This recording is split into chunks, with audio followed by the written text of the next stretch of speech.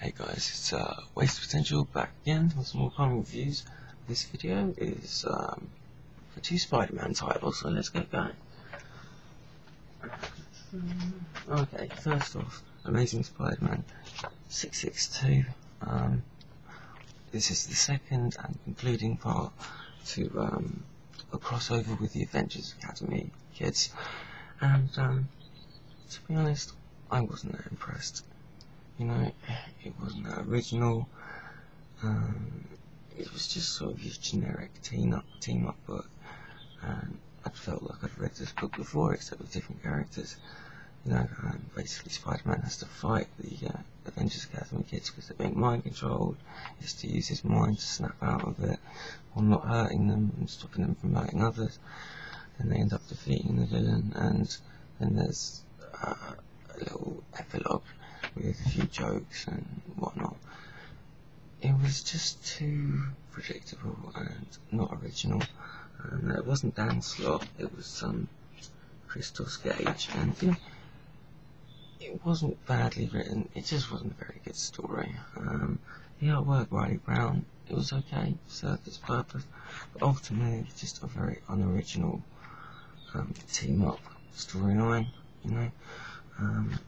And also it really screamed, you know, basically Marvel put this in so that, because Spider-Man's doing quite well at the moment, get people interested in the Avengers Academy kids. But to be honest, I got a couple of issues with that series, and it was quite good, because Marvel Comics are so expensive these days, I couldn't carry on picking it up, which is really becoming an issue at the moment. You know, Marvel, I was having to jump on the bandwagon for, you've got to do something about the pricing. I mean, you go through all this effort to get people to buy the books. You know, you have full comic previews in some books, you have all these crossovers, all this sort of thing, and it ain't gonna work because these comics are too expensive. Yeah, I am interested in the Avengers Academy kids. I wouldn't mind getting that title, but I cannot afford it. You know, and this is the thing.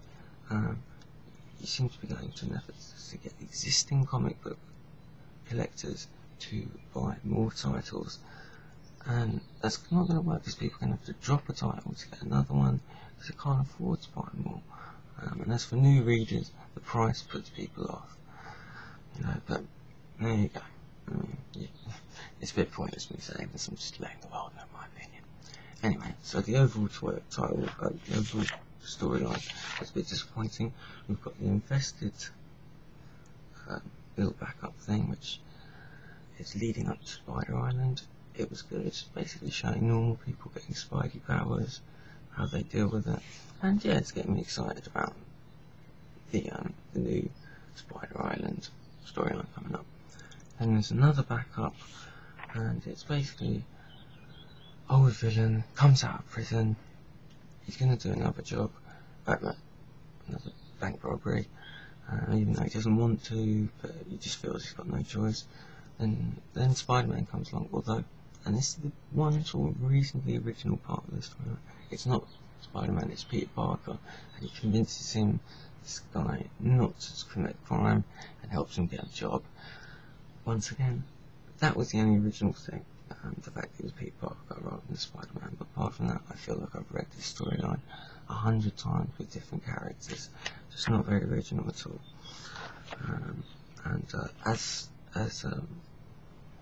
Ghost Critic said, my fellow YouTube reviewer, with the backup storylines, you know, get rid of the backup storylines and just make the title cheaper, please.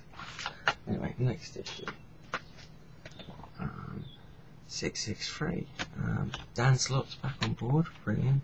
I wasn't too crazy about the artwork, Giuseppe Colli, but it's alright. And yeah, Dan Slott's back on board. I've really liked his stuff so far. He's really injected life into Spider-Man when he came on board. And yeah, this is pretty good. We get a new version of an old character, a new race, who, spoiler alert, turns out to be Jean DeWolf, who was a very old Spider-Man character that died, and In fact, she was the sister of the original Wraith, and so she's a new character, exciting, interesting, you know. One thing though, I think it was kind of weird how all these criminals are really scared of her, even though, to be honest, I don't think her costume's that intimidating. But there we go. Especially in comparison to ANTI-VENOM, who's this giant, you know. Anyway, I digress. It's good to see ANTI-VENOM. I kind of prefer Eddie Brock as the original Venom, but that's not possible at the moment. And this new ANTI-VENOM incarnation is pretty cool, and his little war with Mr. Negative, so that's carrying on. We get a little bit of Peter Parker's life and how he's balancing his life. Spider-Man with his personal life and then his girlfriend and his job. That's all handled well, nicely written, good dialogue. Dan Slott knows the character of Peter Parker and Spider-Man, and it's all good. And then it all concludes with kind of generic Spider-Man misunderstanding with ANTI-VENOM. Fight ensues. It was good. It's not a bad start to a new story arc. I'm looking forward to it, you know. Although it's far from perfect, but still pretty good. On to the backup. Once again, a pretty good infested backup storyline. Nice to see Cloak and Dagger, although once again, I do think there's a Cloak and Dagger mini-series coming up soon, so that's probably why they threw them into it. But okay. And then another storyline where Spidey helps people out, isn't appreciated. It turns out that he did one of the people, well, relative one of the people really appreciated it. Not a very original storyline. There you go.